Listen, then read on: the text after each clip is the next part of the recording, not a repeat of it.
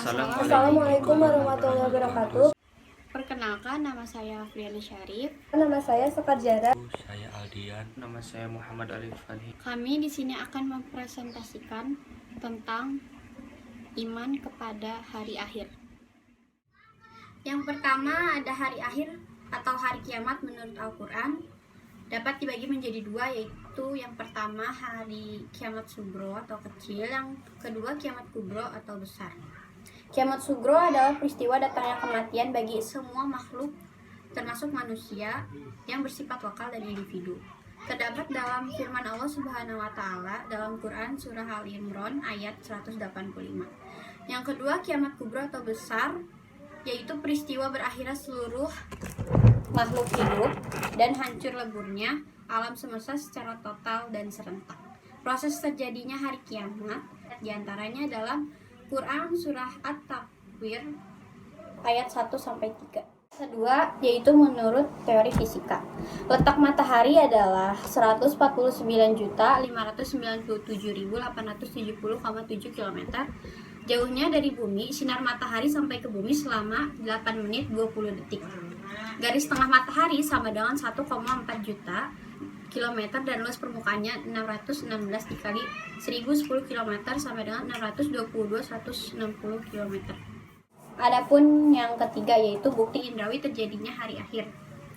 Yang pertama yaitu peristiwa pembunuhan yang dipermasalahkan oleh Bani Israel akan dihidupkan kembali oleh Allah Subhanahu wa Ta'ala.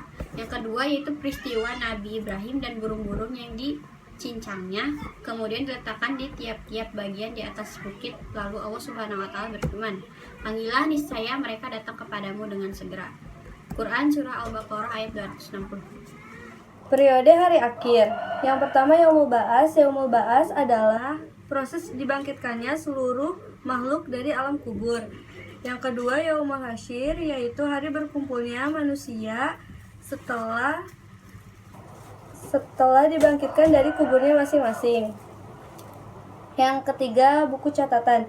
Buku catatan ini berisi semua perbuatan dan perkataan manusia sewaktu hidup di dunia. Yang keempat Yaumul Hisab dan Mizan.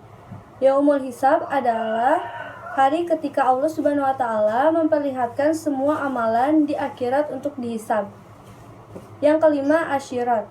Asyirat adalah jembatan yang terbentang di atas neraka menuju surga.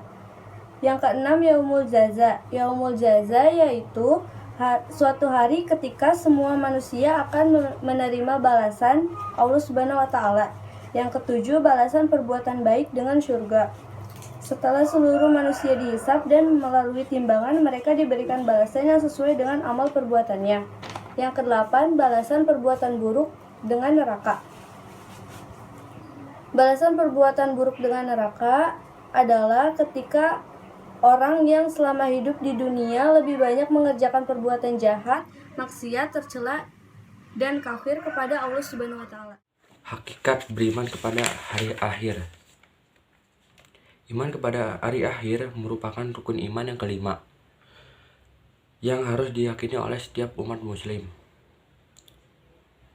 Segala perbuatan yang dilakukan oleh setiap manusia, baik maupun buruk, akan dipertanggungjawabkan di akhirat kelak.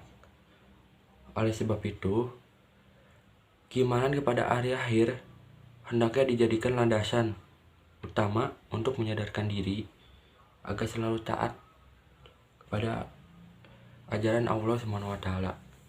Banyak ayat dan hadis yang memerintahkan kita agar meyakini datangnya hari akhir. Di antaranya adalah firman Allah Subhanahu wa Ta'ala pada Quran surat Al-Baqarah ayat 4. Iman kepada hari akhir berarti percaya dengan penuh keyakinan bahwa kehidupan yang kekal hanyalah di akhirat. Tentang hari akhir. Seorang hamba yang beriman kepada hari akhir akan senantiasa beramal soleh dan mentaati setiap perintah-perintah Allah. Contoh misalnya menjalani sholat 5 waktu, memperbanyak sholat sunnah, zikir, puasa, dan ibadah-ibadah lain. karena mereka yakin bahwa setelah hari akhir pasti ada hari pembalasan di mana semua perbuatan selama di dunia akan dibalas oleh Allah. Mungkin hanya itu saja yang dapat saya sampaikan. Assalamualaikum warahmatullahi wabarakatuh.